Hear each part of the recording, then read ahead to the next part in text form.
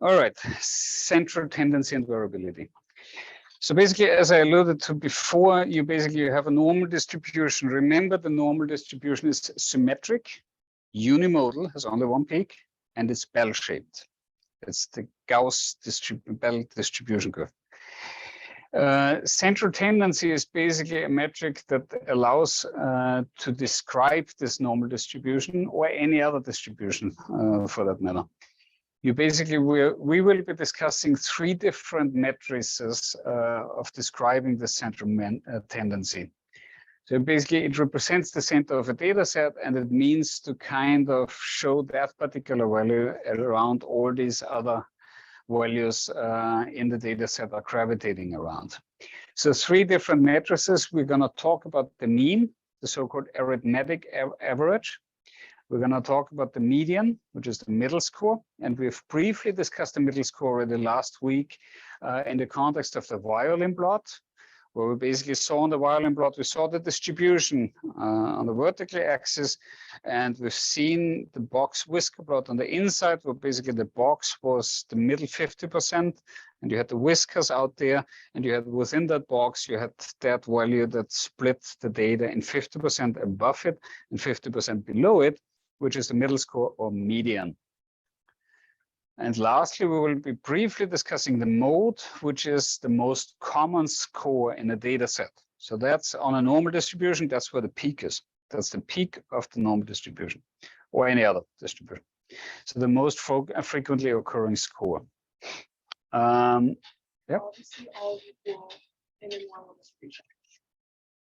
Exactly, because it's symmetric, right? You're absolutely right. Any skew, they're not equal anymore. Correct. And we will talk today about the details of that, why that actually is the case, and which metric is more sensitive to quote-unquote outliers. So essentially what you want to do, you want to always compute as much data as possible because you want to compare those, because a mean will be more reactive to outliers, whereas the median is not as much reactive to outliers. And this reactivity and the difference between mean and median will indicate in which direction the data is skewed. But more about that later. So you have today three files on Canvas. File number one is the PowerPoint that you see in front of you. File number two is an Excel spreadsheet, and file number three is an R script, which I failed with the previous class to get to. So likely we're going to do this on Monday. So you can now show your data in an histogram, which shows you the frequency of occurrence of each individual point. And what you have indicated here is already our first metric. So this is when you look at that, you see already 50% would be somewhere in that realm. The most frequently occurring score is somewhere here around 92.5. And this here means to indicate the arithmetic average. And the arithmetic average is calculated, you all know that from high school. So the arithmetic average is calculated by calculating the sum of all individual entries divided by the number of actual values, the number of scores. So here a little bit of technical things to pay attention to. So we have the mean labeled as M, capital case M. We will talk about the nomenclature on the next slide. You have here a Greek symbol, which is epsilon. Epsilon indicates it's the sum of everything that follows after it. And you have here the sum of X, and capital case X indicates that's each individual entry. So each individual entry is summed up into an overall sum of all entries and divided by the number of scores or the number of values, which is here indicated as capital case N or sample size. And you will see this recurrent in more lectures. So basically, it's the sum of all scores divided by the number of available scores.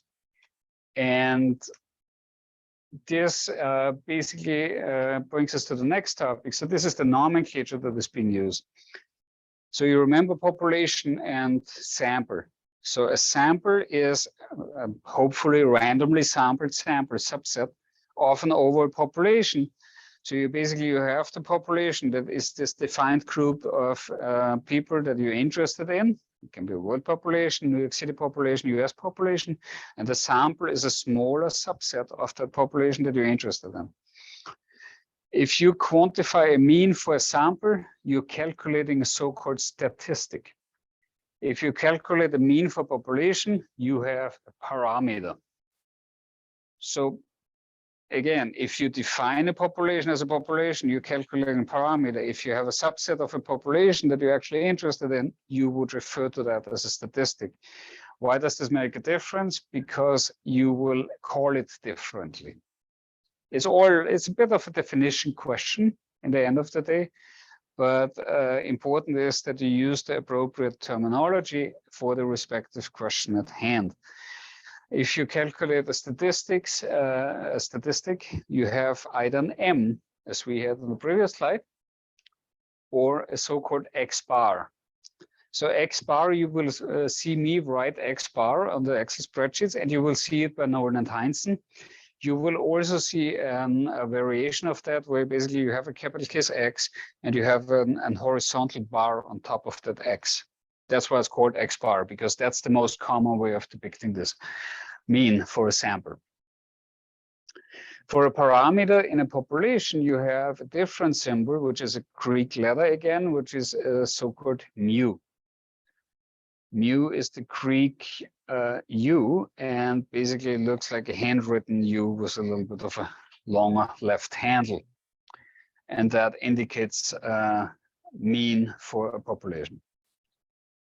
Okay, so now I would like to do this in Excel, and I highly encourage you to go along with me, because these are basically exercises that will be helpful. And I almost guarantee you once in your lifetime you will need an average. And these computations, these functions that we're doing, they're very central to whatever you may be exposed to down the road in your walk of life. Okay, so we have the Charity Navigator score. The Charity Navigator score is assigned to charities based on their, how should I say, based on their credibility. I don't know much about the score, but that's how Nolan and Heinzen describe it. So basically it ranges from 0 to 100, and it shows a certain kind of distribution that we're going to investigate today in more detail. So you have 40 entries, and you have 40 different Charity Navigator scores for 40 different charities. So the first thing I would recommend for you to do is to insert one column, and you do that by basically selecting A. So you click on that A, and it selects the entire column all the way down. If you press now Control and click on that A of the column, you will get this pull-down menu. If you go now on Insert, it will do nothing else but insert one column before it and shift the actual scores to the right. Label the first column now ID and write in cell number 2 and row number 2, 1, then 3, 2, and 3. And now you just need to select these 3 entries and hover over the right lower corner and double click that corner. What happens now is it completes the entire series that you have commenced all the way to the last entry. So you basically will have the absolute number of entries reflected in your ID. So it's 40 entries, okay? So now you want to calculate now next, and let's go in column G for that purpose. We want to calculate now the mean. And that's easily done, right? So we know it's the sum of all individual entries divided by the number of occurrences. So we need the sum, and then we need the n. So the sum is, and we know the sum function already, is equal sign sum parentheses B2 to B41. These are our 40 entries. So if we do that, and let me copy that formula to the side. If we do that, we basically were getting here the formula to the right. So now if you want to calculate the number of entries that are valid and not empty cells, you would need to do count. We know that formula already from our volcanoes. If you do count B2 to B41, then you get the number of valid entries, which are 40. Why is that important? Because hypothetically, let's assume you have blank cells, then your n changes, but your sum also changes disproportionately. So you basically will need to pay attention. So if you would now calculate the mean, let's say, not a good example. So next, if you want to calculate the mean, so the m, you want to calculate the m, you're calculating now 3613 divided by 40. So the mean is 90.33. And the reason why this is important is because if you calculate now your sum divided by the number of entries, and you delete one entry, you see how everything changes, right? And if you would still divide by 40 rather than counting it, you get a totally different number. So that is it's very tricky, and it's a source of errors to quote unquote hard code things. So it's always good to kind of have a dynamic parameter that automatically measures. So if a value is actually missing, you should calculate it without that missing value. So now we have calculated our mean using the formula, and you likely had an idea already. So there's an Excel formula that makes your life a little easier. And that Excel formula is now equal sign average B2 to B41. And that directly calculates the average without you needing to calculate it. But it's important that in principle you understand how the average is calculated, because understanding the arithmetics behind it will also allow you to understand the weak parts and the weak dimensions of an average calculation. So this is now the actual calculation of the mean.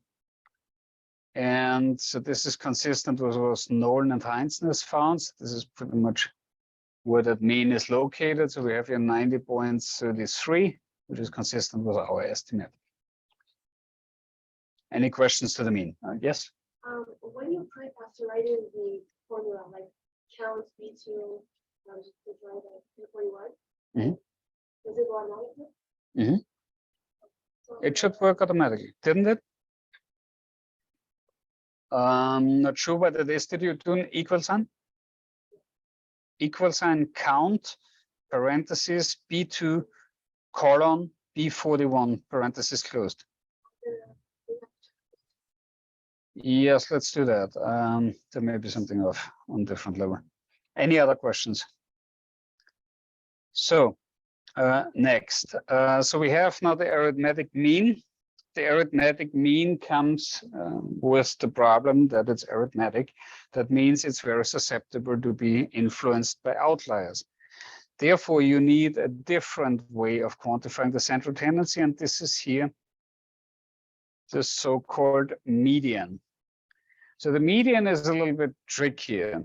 The median is done in Excel by basically mapping out the distribution function and basically determining based on the function where the area under the function or the area under the curve is actually 50%. We are not doing it this way. We're doing it a little simpler.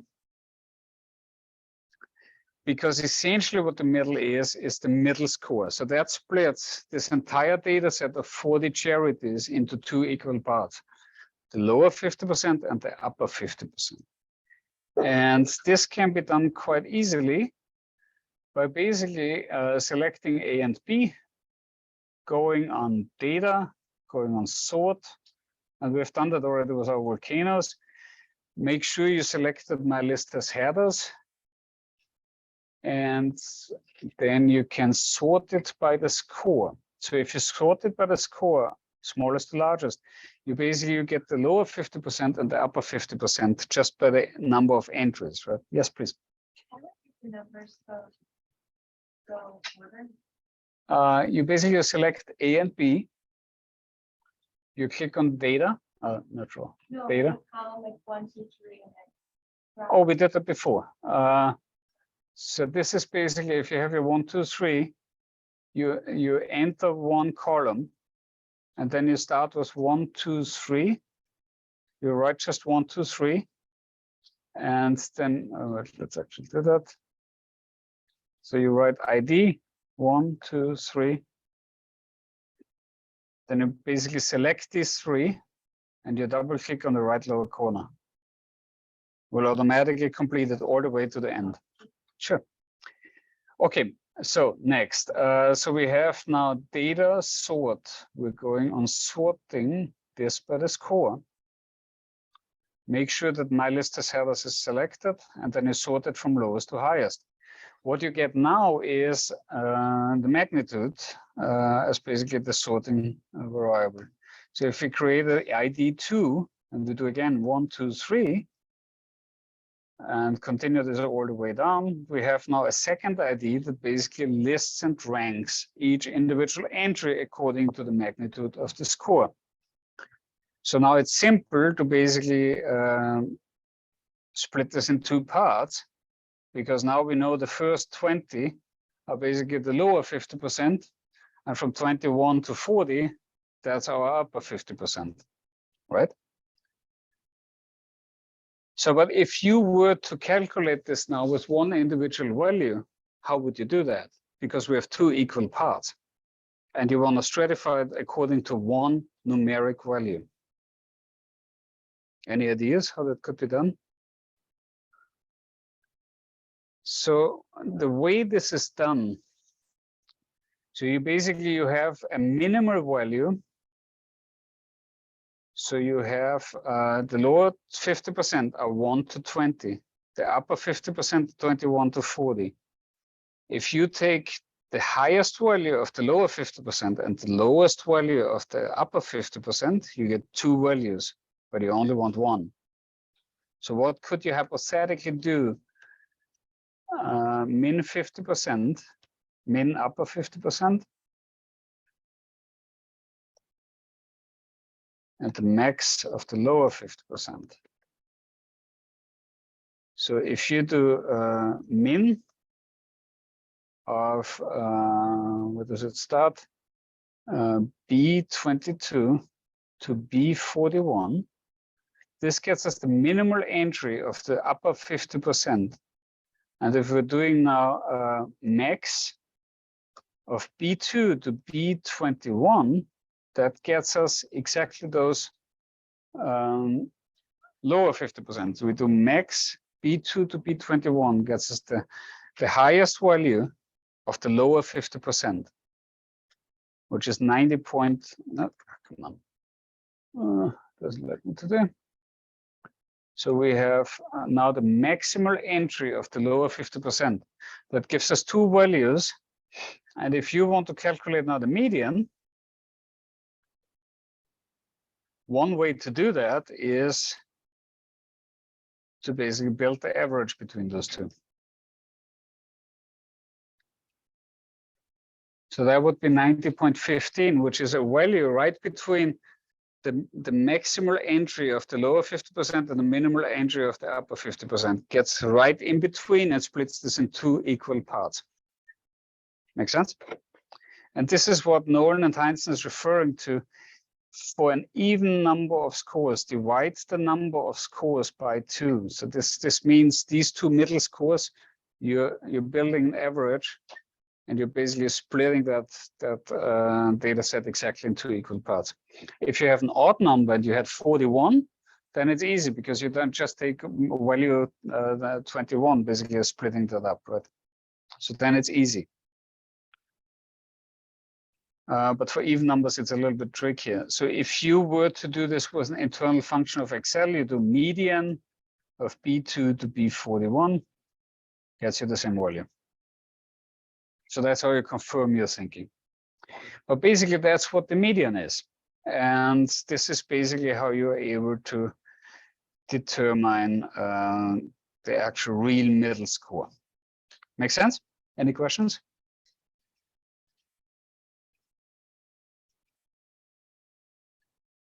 Let me copy this over quick.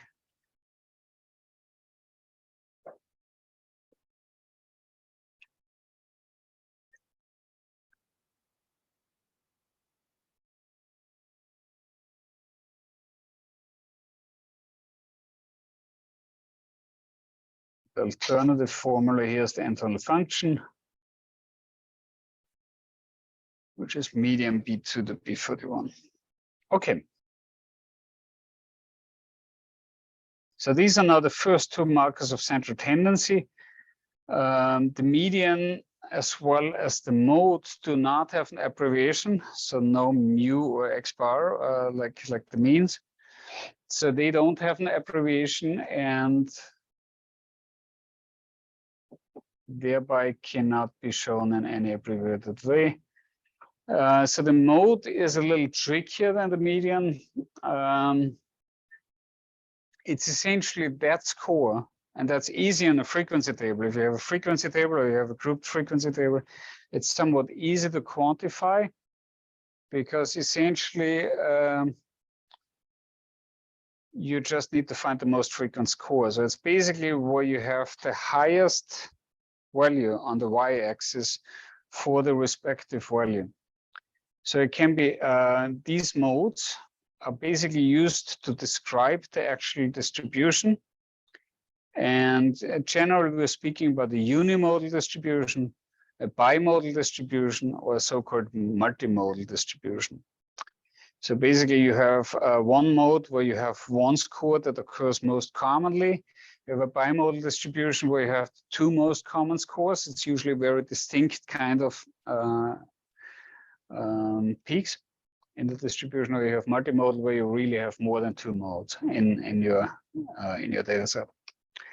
An example here for bimodal distribution is here the occurrence of the currently living number of people named Violet.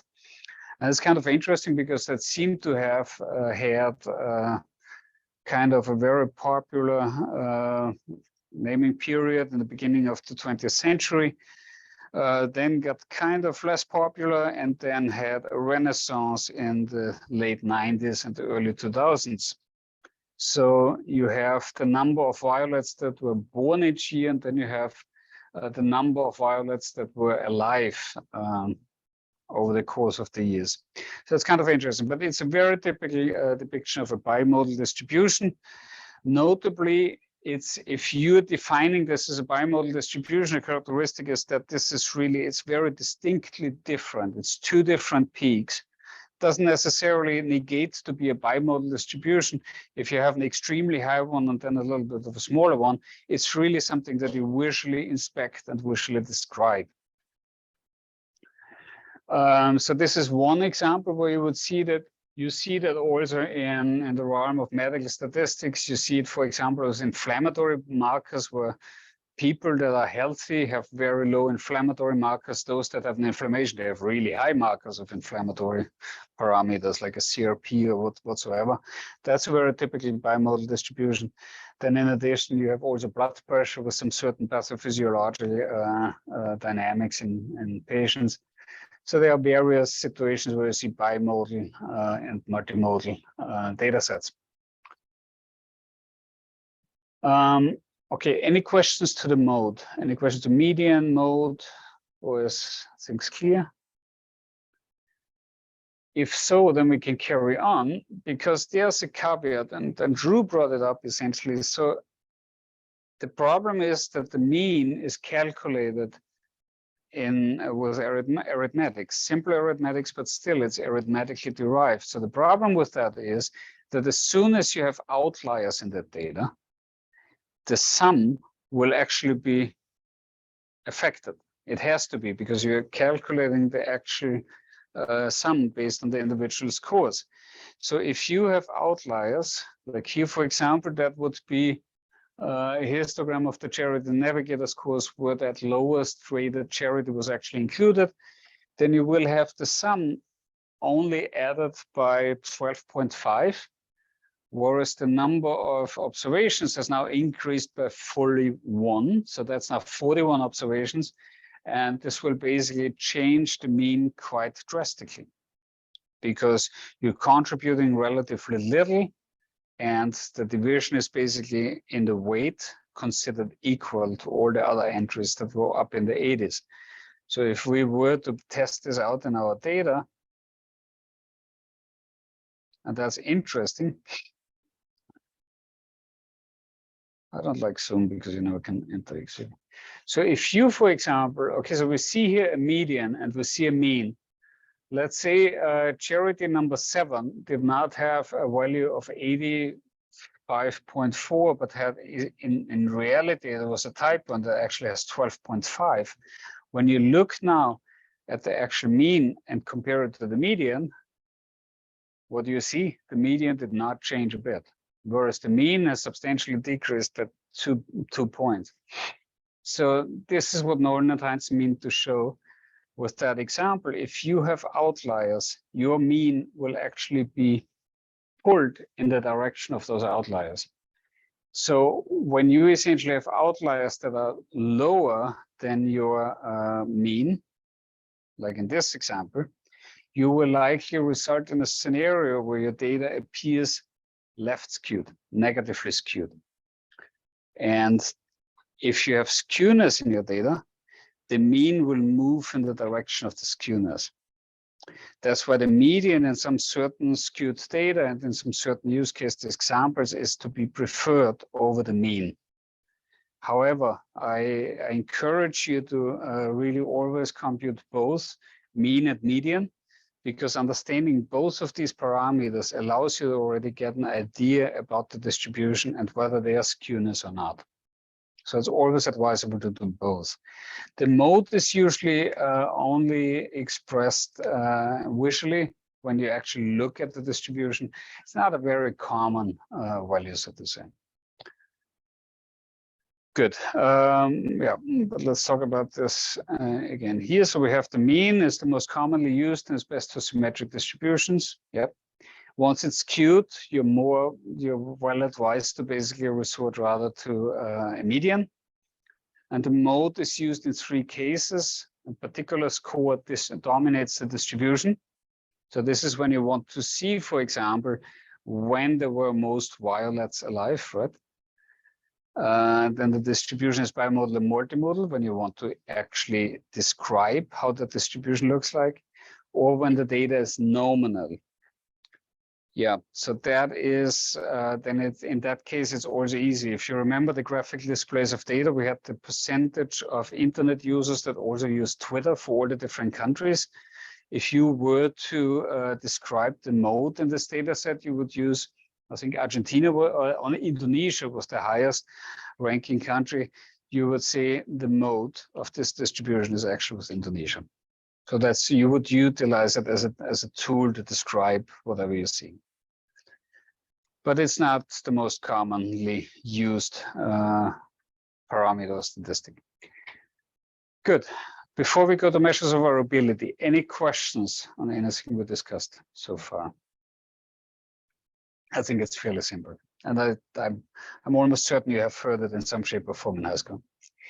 So measures of variability. So we're talking about 3 measures of variability. So we know now if we want to describe a distribution, we can describe the distribution, we can describe the center of the distribution with mean, medians, and mode.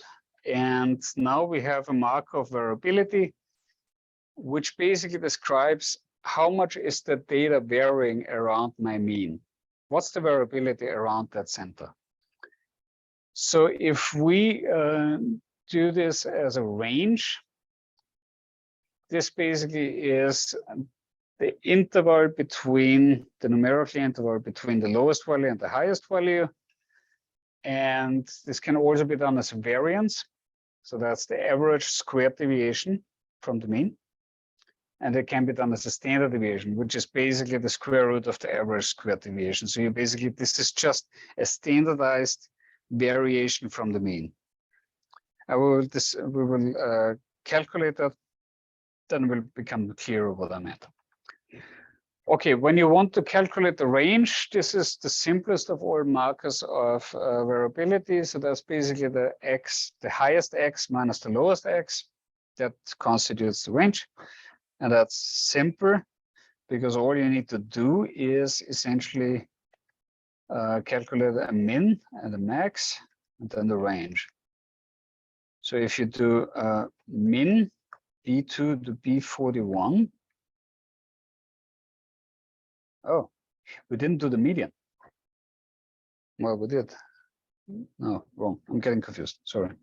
Okay, min is min B2 to B41. If you have now a maximal value, that's max B2 to B41.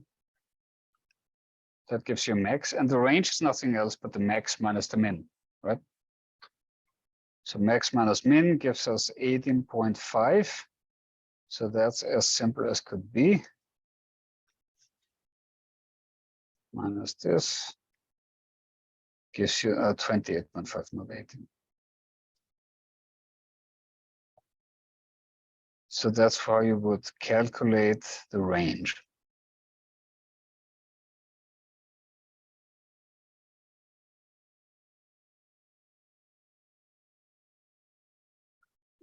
So this is just the first marker of variability, essentially. So we have now, so this is simple, right? It just gives you an idea. And the range is, the beauty of the range is it will capture the actual outliers. If you have a very large data set, you may not be able to see these outliers on a histogram. So if you calculate the range, you really fully understand the range of the entire data set. Good. Moving on from that, so we calculated now with the median that particular numerical value that splits the entire data in a lower 50% and a higher 50%. And that pretty much is the median and allows for you to understand how symmetric that distribution really is.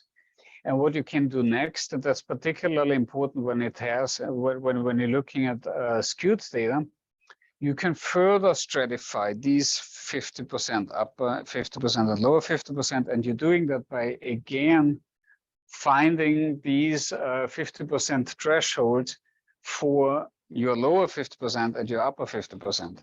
Consequently, you find the lower 25%, then you find 26 to 50%, then you find 50 to 75, and then 76 to 100%. This is also called the so-called percentile. The percentile of your data essentially quantifies what percent of your data set is below a certain value. So when you have the 10th percentile, that is a value that constitutes that part of your data set below which you find 10% of your data. The 25th percentile basically indicates that 25% of your data is below that. The middle score of 50% of median basically is 50% less than that value. 75th percentile, same principle, 75% of all the data is below that. Of note, you will find the percentile quite frequently found. I don't know who wants to go into medicine. In pediatric, for example, this is one of the most important marker because you basically quantify the trajectory of growth, for example, for babies, for fetuses, for babies, for toddlers. You quantify them based on a population estimate of what the size should be, of what the weight should be, what the height should be, and you quantify that growth trajectory and then quantify in which percentile that child, that patient in front of you basically falls into. And by that, you basically know whether he's thriving well or he needs support in some shape or form or some additional diagnosis. So that's what percentiles are very important. That you have the same with osteoporosis, for example. Same principle. You have an over distribution of a population, and you measure population osteodensity, so the actual density of the bone, and by that you can see whether this is above or below the certain population distribution. Thereby, you can use this for the diagnosis of osteoporosis. So there are various reasons where you will use these markers. So first quartile, median, and third quartile. And that's, again, very easily computed. So this is the so-called interquartile range. And the interquartile range is basically nothing else but the calculation of Q1 and Q3. And you're calculating, either you're stating Q1 and Q3, or you calculate the difference between those two. That's the actual IQR. So the interquartile range is now calculated as 25th percentile, 75th percentile,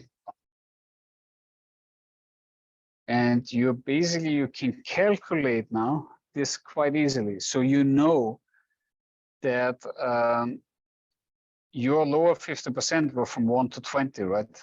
When you know the median, it's considerably simpler to do that, because the median, you know, is between 20 and 21, right? We've quantified that median, we know that already. So if you just highlight that, you can basically say that now you just need the difference, the average of these two values, because you have 88 and 87.6 as being the median of the lower 50%. So you just need to take the lower 50%, you calculate the median again, that gives you 25%. Makes sense, right? No? Thanks for that honest answer. Okay, that makes sense. Okay, let me paraphrase it. So we have 50% of all the data, and we want to know where exactly can we split those 50%, these 20 observations, again in 50% to get the lowest 10%, the lowest 10 observations, and the 10 observations that are the upper 50% of the lower 50%. So we're substratifying it. We're building now, this is now 25% of our data. These are the, thank you. Thank you for the feedback. So these are the lowest 25%. This is the second quartile. These are 25 to 50%. That is now 50 to 75%. Here. That's 25 to 70%, and the rest is 75 to 100%. So that's what you're doing. It's simple, right? But you need to have thought about it once to really like, okay, so now I got it, but now you have it for the rest of your life. So that's the idea. Okay, so 25th percentile is now the middle point, the middle score between 10 and 11. And that is, in essence, nothing else but the average between that and that. And that's 87.8. So that's right in between, splits it in the lower 25% and in the upper 25% of your data.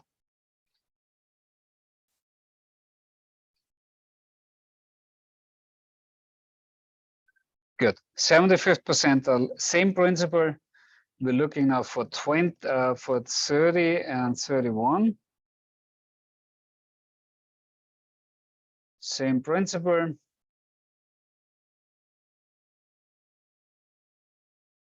It's now 94.3. There are some other formulas to do that, but I'm not going to go deep into those. There's a percentile function of Excel that allows you to quantify the percentile directly from the data, but I don't think this is relevant in this context. So So that's the interquartile range. So if you want to calculate now the actual IQR, that's the acronym for interquartile range, it's nothing else but 75th percentile minus the 25th percentile, 6.5. You can also depict it as IQR as it is 7.8 to 94.3. That is pretty much the same way of depicting that data. I personally gravitate and prefer that one because just giving a value, you don't get the actual reference values, right? So I think it's more reasonable to actually show it in that way, because thereby you also know where does the interval start, where's the lower end of those 50%, those middle 50%, and where's the upper end of the 50%. Gives you again another idea of the distribution. So if you, and in most cases this is shown as median bracket IQR. So that's a common way to show that. So I personally, if I were asked to present the data, I would present this data as 90.15 bracket 87.8 to 94.3. That's how I would present it in a paper. And that's how I'm doing it. That's how I'm reporting that essentially. So that's how I would present it. Whereas if you have a mean, okay, we didn't do standard deviation yet. Okay, so that's the IQR. It's simple, right? It's maybe a little laborious to calculate, and usually you get this somewhat computed automatically by R or with Excel functions, but that's in principle how you derive those values. So, any questions on the IQR? Simple, but it's just chopping down the distributions in equal parts. Because now we're going to go towards the most popular way of reporting variability. And that's a little trick here. It contains several steps. Each of them is important. Each of them you will need to do in your homework. If you don't do these calculations, you will lose points. So I want you to go through all of these 4 steps of the calculation of the standard deviation, and I want to see these calculations in the homework. The reason for that is because I think it's important that you did those steps and that you have memorized how to do each of these steps. Specifically, each of these components in here is relevant.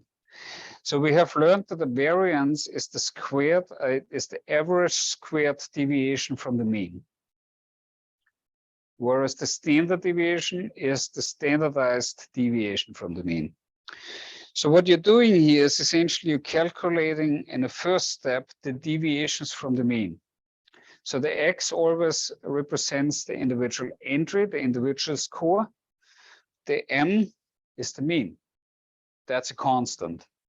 So when you calculate the sum of X minus M, you get with each X minus M, you get a deviation from the mean of each individual score, which can be positive or negative. If the value is smaller than the mean, it will be a negative score. If the X is larger than the mean, it will be a positive score. So these are those deviations. Each of these deviations you square. What happens if you square it? It will be squared, but a very nice feature of the squaring data is also that it loses a negative sign. It will be positive afterwards. Yes? So if you put it under square root, you now have a standard deviation, or no? Yes, and that's why you're squaring it. And at the end of the day, that's why you're squaring it. Because if you would keep it negative, if you have skewed data and that value becomes negative, and you do a square root of a negative number, that's an irrational number. And you can't compute it. And this is why you're squaring it arithmetically. You're doing it for different reasons, but while you're doing it for several reasons, which are also because you need the byproducts in between. And this is what I basically want to get to now. Because you have here deviations, and you're squaring them, you get squared deviations. And then you're summing them up, all of these 40, so Jerry Navigator's 40 entries, you get the sum of all squared deviations. And that is a technical term that is the so-called sum of squares. And the sum of squares will be super important when it comes to analysis of variance and regression analysis. So this will come back to us. That's why it's important, and this is why I'm sticking around with the standard deviation and the calculation, because I want you to know how to calculate that, because you will need it later on when we're doing ANOVA. Well, doing that in Excel, super easy, not a big deal. But so the numerator of this equation is the sum of squares. And if you have a sum of squares, now think of the average. It's the sum of all individual entries divided by the sample size. And that's exactly what you're doing. So what you're getting is the average squared deviation. And once you have this average squared deviation, you just need to take the square root, and you are at a standard deviation from the mean. So you have the numerator as the sum of squares. You're dividing that by the number of observations. You are at a average squared deviation. You are taking the square root. You have the standard deviation. And this standard deviation, again, just like the mean. So this mean and standard deviation are the most popular kind of matrices for the characterization of a distribution, symmetric distribution notably. If you're doing a standard deviation in a sample, you're getting an ST or a lowercase s. If you do a variance, you do ST square, S square, or MS. MS is also another way of expressing the variance. If you have a parameter for a population, you are now calling the standard deviation, which is the same metric, but you can't really calculate this as an estimate from a large census, for example. But this standard deviation is now not an S anymore, it's a sigma, the Greek letter sigma. And the variance is sigma squared. So that's important to keep in mind. It's also important for you to know, because if this comes on the quiz on Monday, you need to be able to distinguish between sigma and S. And I guarantee you there will be questions on there. So make sure you understand the difference between sample, statistic, and parameter. Good. Okay. So any questions on that? I think it's quite simple, right? It's basically just quantifying variability around the mean. And if we're looking now at our spreadsheet again, what do we need to know? Okay, let's remember. We have an individual deviation from the mean. We need each score, from each score that we have here, from all these 40 scores, we need to subtract the mean. Then we need to square each individual difference from the mean. We need to sum all of those up, divide them by the number of entries, and take the square root. Not terrible, right? And if we're doing this now, we're saying x minus m is now in D2. This is B2 minus our m. That's, for me, it's H5. I don't know what it is for you. So this gives us for the first entry 18.8325. That's our first deviation. So there's now something to pay attention to, and I have indicated this here with the dollar sign. You need to be careful because if you're just pulling it down, it will shift also on the second column. You want to keep this locked in because of that reason, because you are subtracting a constant that is located in H5 from each individual entry in that row B, in column B. So if you're locking this in, you can just double click the right lower corner and complete the entire series. Simple, right? It's not terrible. If you want to square this now, you just need to do x minus m parentheses squared. You just do this, squared. And you again click on the right lower corner, complete this all the way down, and done. Simple, right? It's not difficult in a way. It requires a little bit of understanding of how to utilize Excel. So once again, it's x minus m. X minus m is that B2 minus a locked in m, and the locking in is done with the dollar signs.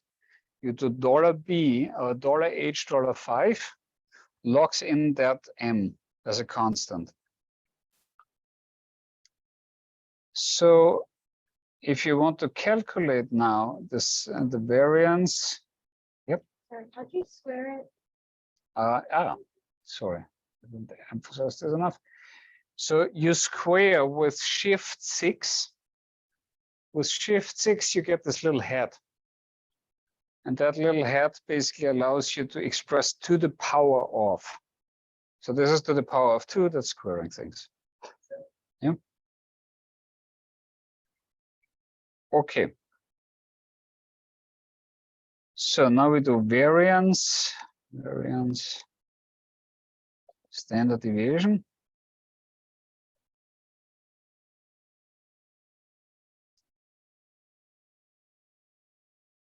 So now we have the variance are the average squared deviations. So we need first the sum of all squared deviations. That's the sum of squares, which again is important for ANOVA and regression analysis. Sum of squares. Yeah. Sum of squares is sum, SUM, of E2 to E41, right? You just need to sum them all up. Simple, right? You're just summing all these squared deviations up. You know now that all you need to do with this sum of squares, you need to divide them by the number of occurrences or the number of scores. And you know that this, we quantified this already up here for the mean. You're just grabbing the same value, which is H4 in my case, and you get a variance of 34. You find it from up here. There's the count.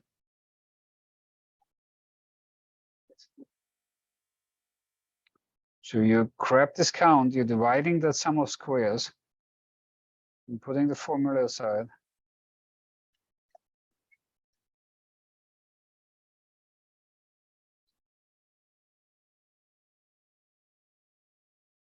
So here are the actual equations. Those are the calculations. And now you can easily just calculate the standard deviation. You take SQRT for square rooting a value of that variance. You get to a standard deviation of 5.88.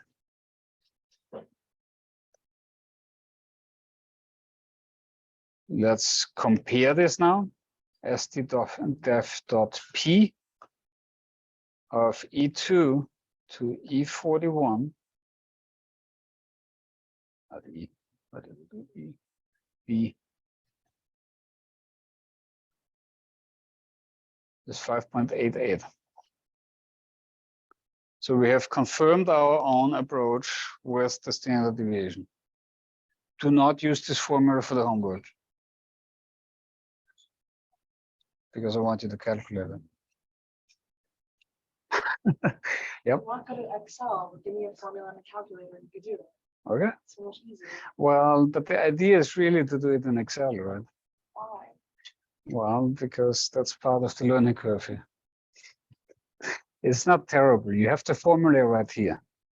You have the formula. This is why I'm doing this exercise, because you have the formula. You just need to employ it to the specific use case. It's part of the learning curve. It's like yeah. You like by the end of the class, you're gonna like Excel, or maybe you have less shyness about Excel. No, okay, good.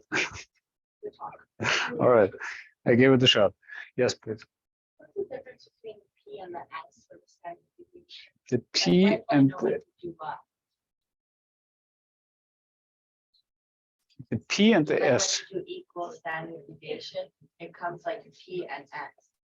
Ah. So this is population versus sample. So what we are calculating here is a standard deviation for population. That's a very good question. So the problem is the standard deviation in a sample is calculated differently than a standard deviation in a sample. And I'm not going to go in much detail why, because you're not dividing the sum of squares by the sample size, you're dividing by the degrees of freedom. We're getting there. This is chapter 6 or 7, chapter 7. So decrease of model, Degrees of freedom. Yeah. like liberty. No, it's basically it's there's nothing to do with that. There's nothing to do with liberty. Degrees of freedom of values that can take on a certain value. So it's the freedom within the framework of individual values in regards to the sum of these values. God, our free will is attached. Thank you. Yeah, the free will not be affected, except for calculations in Excel. Okay, so yeah, so degrees of freedom, and that makes the whole calculation a little different. It's an important detail. It's a subtle difference arithmetically, but it's conceptually it's a huge difference. That's why it's important to distinguish. But it's a good question. Thank you. I appreciate it.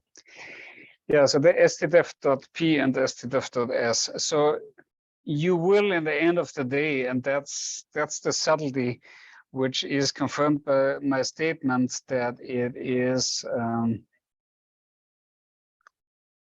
STDEF. If you take, so you actually have 3 different functions. You have STDEF, you have STDEF.P, and you have STDEF.S. So if you do SDF, the SDEV, E2 to E41, that's actually, I'm doing again, B, is essentially STDEF.S, because it is for a sample and it is the most commonly used analytical approach to consider it a sample. But this is a distinction that is really not relevant right now, but I'm just to illustrate it's a different result. And so we're doing STDEF.P now, for now. Will that be the one part? We're not using the function, we're calculating. Yeah, don't use the function, you lose points. Okay. Yeah, so this is the standard deviation. So now we're basically through what I wanted to tell you today. So we have the variance. Keep in mind that here the numerator is the sum of squares. The denominator is the sample size. It's the average squared deviation. And this average squared deviation is basically square rooted and results then in the standardized deviations away from the mean. And keep in mind how the mean is calculated. You have central tendency, mean, mode, median, and you have the variability, which basically constitutes that variability around the central tendency. Okay, any questions? If not, that's all I had for today. Have a good night. See you on Monday. What's your greatest advice for someone who's really terrible at Excel? I understand conceptually, I put it in a calculator, I can't do Excel, but Practicing. practice. I'm really worried for the quiz, not even conceptually, but like On the quiz, you will not have much Excel. really. Yeah. The questions I already know I'm gonna get wrong, we're gonna have to do with Excel, like not because There will be calculations. There will be, Z-scores are how many standard deviations or something is gonna meet. I just don't get my calculator in Excel. yeah. Yeah, so the problem is if you do your driving license, you don't get the driving license based on your understanding of the engine, right? I know it's unfortunate. Did you watch the video? I posted a video. That shows with some simple examples